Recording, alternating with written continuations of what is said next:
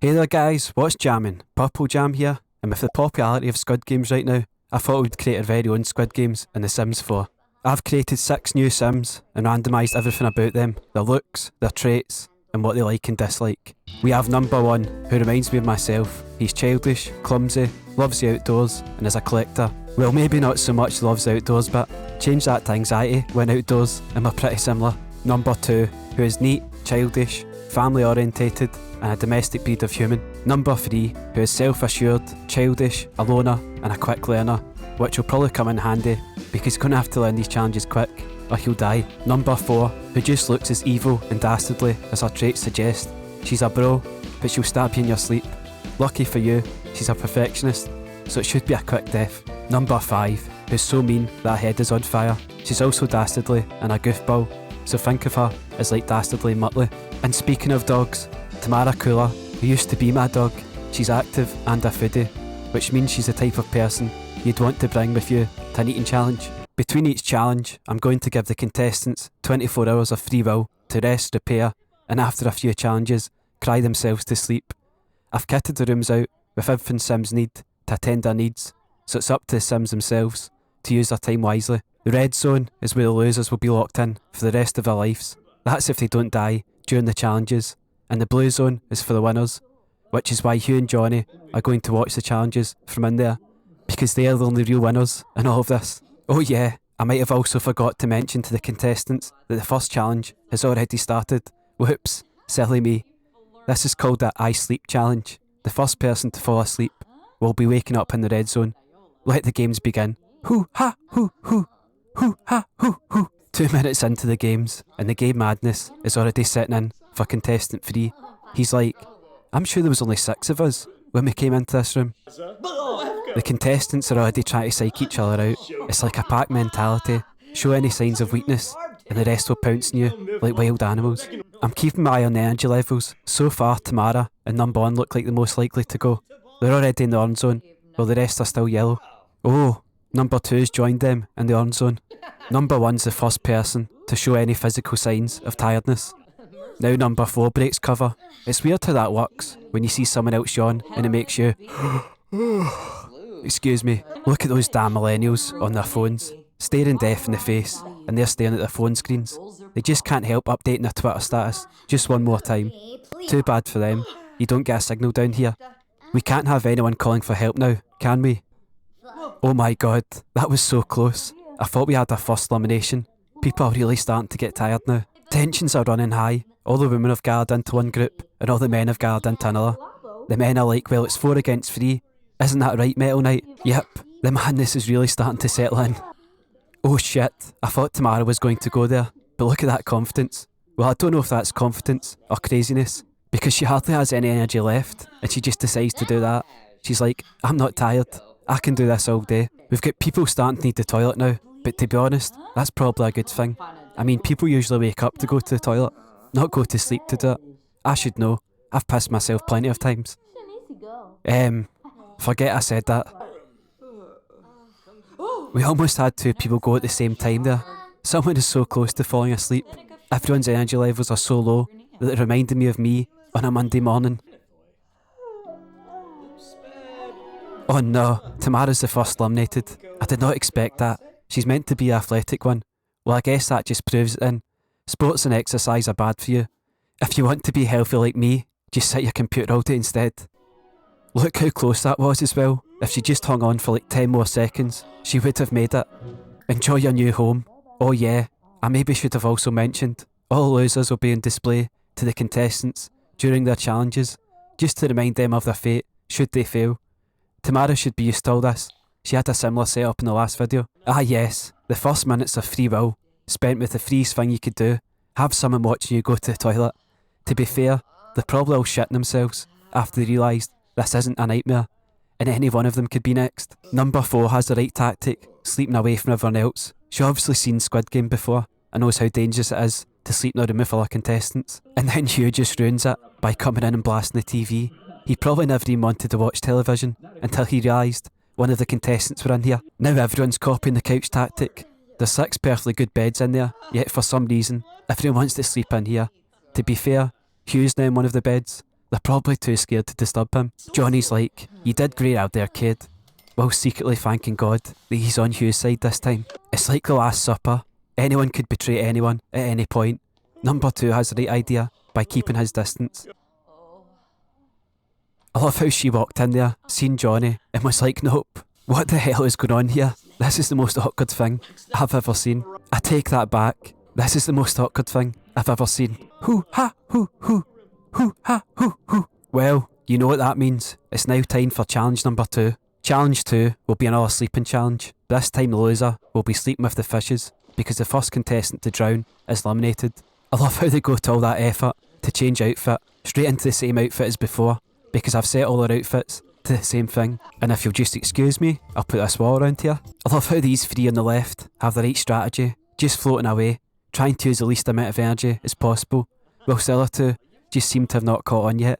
That other just that confident. Oh no, number 5's energy is super low. I wouldn't be that confident if I was you. Number 4's abandoned the floating strategy. She's just going to resort to splash your opponent and the ice technique. Now no one's floating. They're just like, "Oh come on, who just peed in the pool? Drowning to death? She looks fine to me." Oh, there she goes. Well, you should have used the float strategy. Oh my god. Someone is drowning to death and it just pops up. Johnny's levelled up his mischief skill. Yay! A worse grim would hurry up, because I've just went into billboard and I didn't realise you couldn't remove walls whilst people are dying until now. And he's sure taking his sweet ass time. This could end up a complete disaster. Oh thank God, he's finally took her. I know it's probably confusing, knowing which one is dead, because they all look like they could die at any moment, but you'd think you'd be able to tell by the floating at the bottom of the water. Either that, or she was going for the world record for holding her breath underwater. She was just like, "It's a pleasure to meet you. I have a funny feeling we're going to be doing business for a very long time. You see that one behind the glass? I'll have her ready for delivery soon, if you know what I mean. Oh, by the way, I just noticed, only gave the contestants 12 hours between the first and second challenges, instead of 24. So it was probably my fault that number 5 had like no energy, but all the contestants only had 12 hours, so we'll say it's our own fault. That's probably why the rest of them have went straight to bed this time. Hey, no crying. How rude. Other people are trying to sleep. It's not my fault you had to witness that. If you cared so much, why didn't you die instead? I love how everyone's just depressed, and you's just sitting in the middle of them like, "Do you know what? All this death has made me inspired." You don't want you to be inspired. Last time that happened, well, he built this. This is what Hugh did with his inspiration. Served up excellent graded BLTs. But I'd even want to know where he got that bacon from. I wouldn't eat that if I was you. Number 2's like, I've never tasted bacon like this before. Did you put chicken in it as well? Tamara's looking pretty hungry, so I've installed windows on the other side of the wall, just so she can imagine eating the food others are eating, and it also gives her an idea of where she's going to end up soon. They're threatening to turn off my utilities if I don't pay my bills, so I guess we better send Hugh up. It would turn into the real Squid Game in the dorm if the full place just suddenly went pitch black.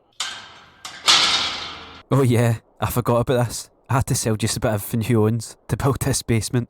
Look how depressing it just looks. Oh no, what have I done? I've turned Johnny into a monster. Oh for fuck's sake, the kitchen's starting to fall apart. I have a feeling you're going to be mopping that for a while, Johnny. You would think that sleeping while someone is playing guitar would be impossible, but when you're used to sleeping through the screams of other Sims, you can sleep soundly through anything.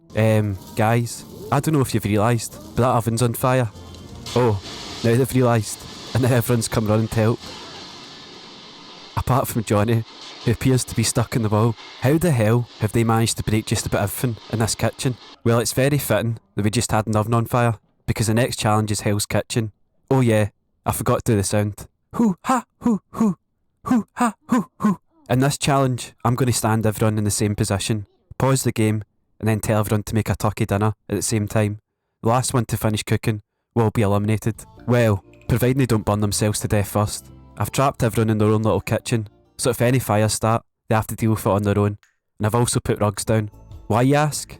Well, just to be a dick. And they're off. This is where the Sims, who actually bothered to cook their own food whilst living here, will have the advantage. Whilst other ones, who thought they were smart, put no effort in, and taking other people's food, will regret it. Hey, less moaning, more cooking. What did I pay you for? Oh yeah, that's right. I'm not paying you at all. Well, still less of the moaning. He's like, I hope no one saw me. And then you and Johnny are literally right there. Everyone is now moving on to the oven. This is neck and neck. Not the turkey, mind you. It's cut at the neck.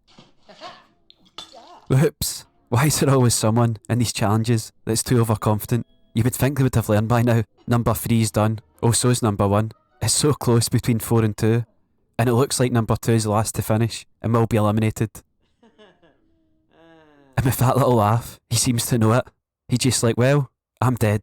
Look, Tamara, you have a new friend. Just don't get too friendly though, because you'll be dead soon. Ah yes, the post-challenge, I've just shit myself, as is tradition. Number 1's trying to suck up to Hugh now, by cleaning up his plate for him. He's like, by the way, did I tell you I'm good at painting? Just saying. Everyone just keeps trying to clean up this spot, over and over.